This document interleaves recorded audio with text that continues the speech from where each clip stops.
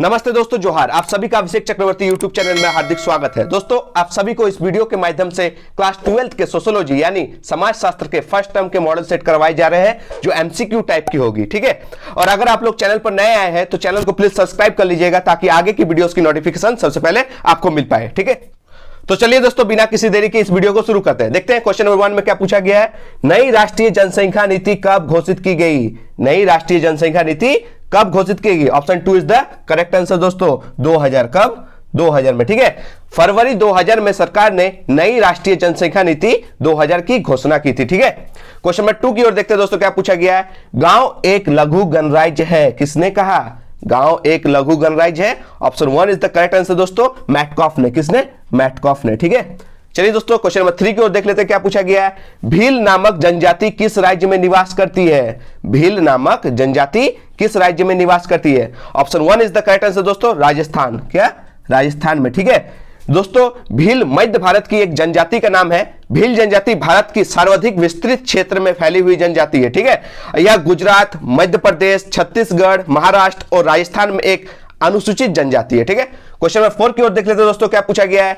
निम्न में कौन जाति की विशेषता नहीं है? इनमें से कौन वाला जो ऑप्शन है वो जाति की विशेषता नहीं है? ठीक है, option number 4 is the correct answer दोस्तों, खुलापन। ठीक है, खुलापन। ठीक दोस्तों, जाति के सदस्य अपनी जाति के बाहर विवाह भी नहीं करते। ठीक है, अर्थात यह अंतर्विवाही होते। ठीक है, और सभी जातियों तथा उपजातियों में उच्च नीच का व्यवस्था होता है, जिसे क्या कहते हैं? संस्तरण। क्या कहते हैं? संस्तरण। ठीक है, तो इसमें option number 4 is the correct answer हो जाएगा, खुलापन। ठीक है, ये जाति की विशेषता नहीं है। चलिए क्वेश्चन नंबर 5 की ओर बढ़ते, क्या पूछा गया है। निम्न में कौन जनजाति की विशेषता है? निम्न में कौन जनजाति की विशेषता है? Option 4 is the correct answer दोस्तों, इनमें से सभी। ठीक है दोस्तों, एक जनजाति एक निश्चित भूभाग में निवास करती है, यानी इनका एक सामान्य भूभाग होता है। ठीक है, इनका एक सामान्य भूभाग होता है। ठीक है, इनकी प्राय अपनी भाषा यानी बोली होती है, यानी इनका एक सामान्य भाषा भी होता है। इनका एक सामान्य भाषा भी होता है। ठीक है, एक जनजाति के सदस्यों की अपनी संस्कृति, रहन सहन एवं जीवन शैली होती है।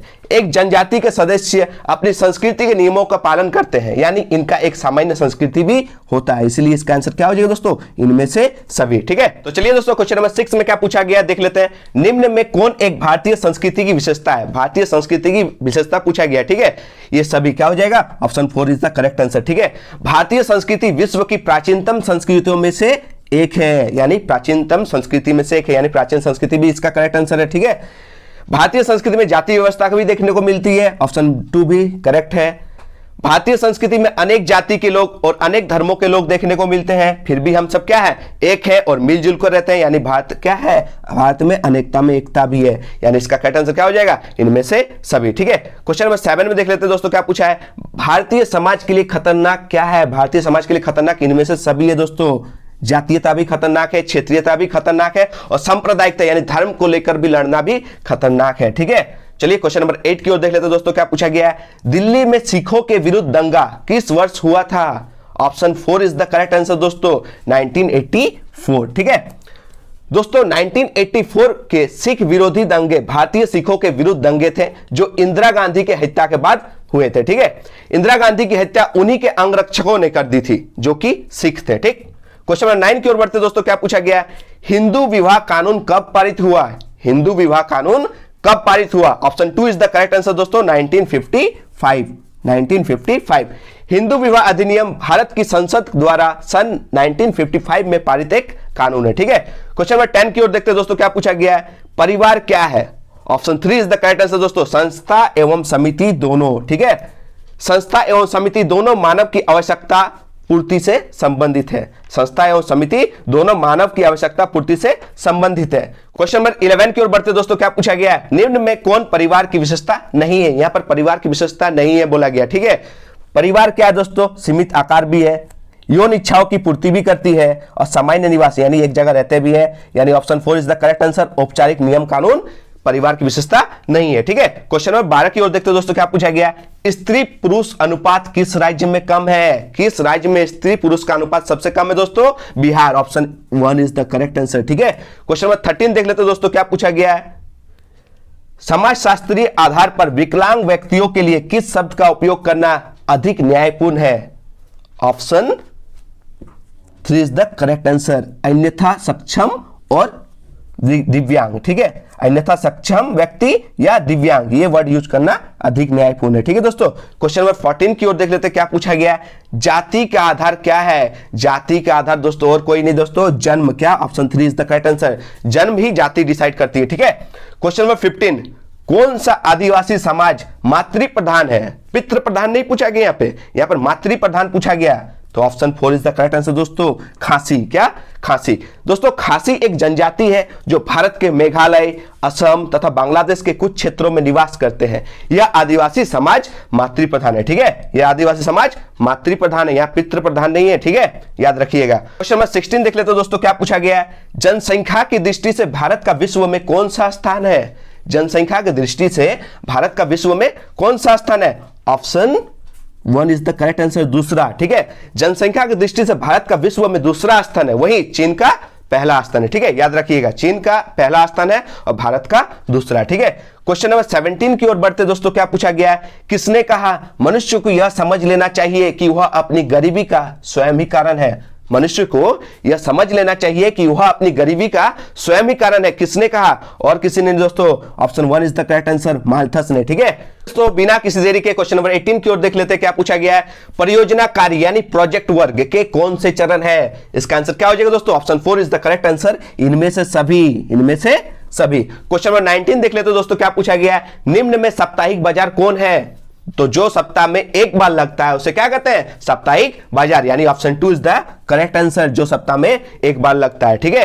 क्वेश्चन नंबर 20 की ओर देख लेते हो दोस्तों, क्या पूछा गया है, लैंगिक विषमता का किन्हें सामाजिक संसूचक कहा जाएगा? इसका आंसर क्या हो जाएगा दोस्तों, option 3 is the correct answer, लोकतंत्र में सीमित भागीदारी। क्वेश्चन नंबर 21 की ओर बढ़ते दोस्तों, क्या है, भारत में सांप्रदायिकता का मुख्य कारण कौन है? भारत में सांप्रदायिकता का मुख्य कारण और कोई नहीं दोस्तों, राजनीतिक स्वार्थ है, ठीक है, राजनीतिक स्वार्थ। क्वेश्चन नंबर 22 को बढ़ते हैं दोस्तों, क्या पूछा गया है, असहयोग आंदोलन किसने प्रारंभ किया था? असहयोग आंदोलन की शुरुआत किसने की थी? और किसी ने दोस्तों, महात्मा गांधी ने। किसने? महात्मा गांधी ने, option 1 is the correct answer, ठीक है।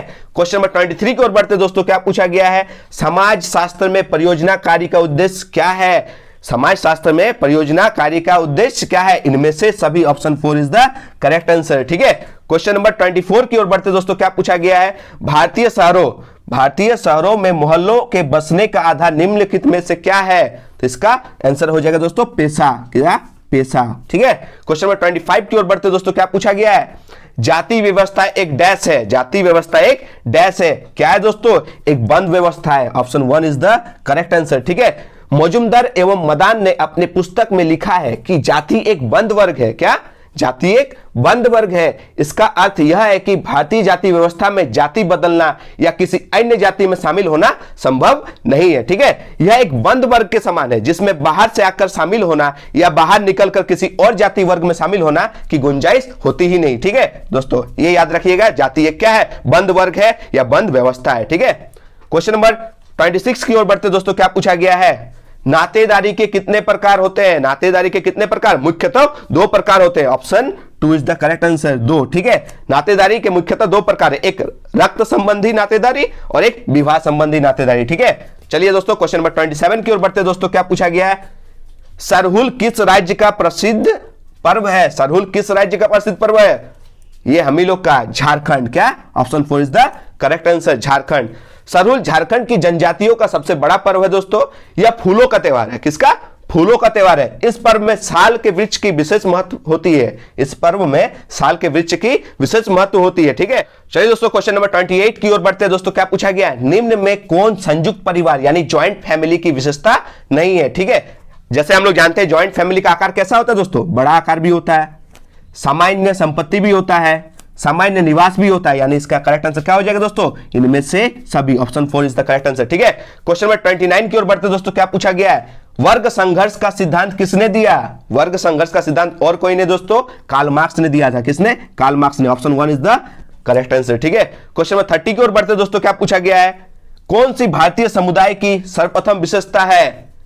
कौन सी भारतीय समुदाय की सर्वप्रथम विशेषता है? वन व्यवस्था, ठीक है। भारत में वन व्यवस्था कितने प्रकार के पाए जाते हैं दोस्तों?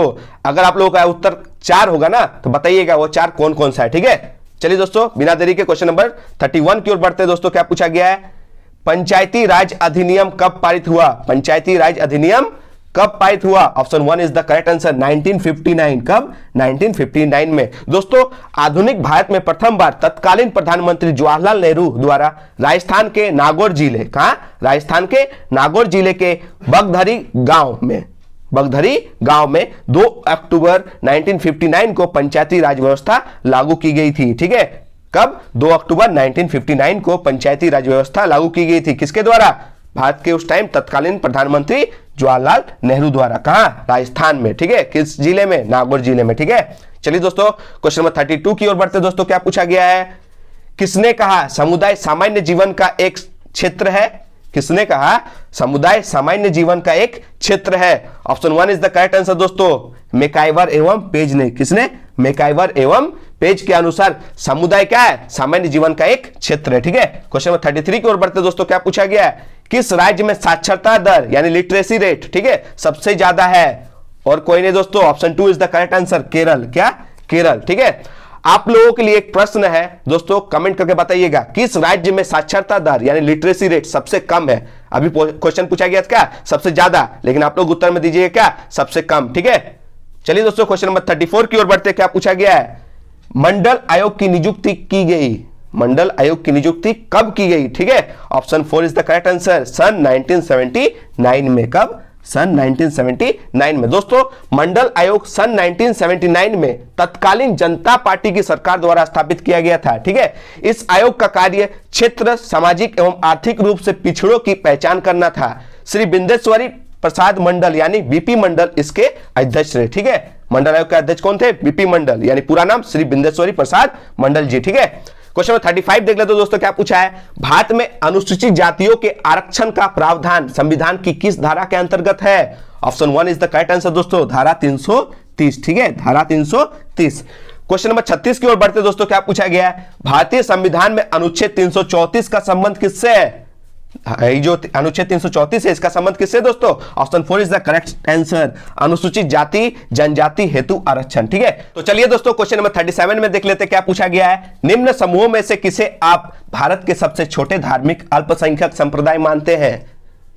Option number 4 is the correct answer दोस्तों, पारसी। किसे? पारसी। ठीक है दोस्तों, 6 समुदायों को, कितने?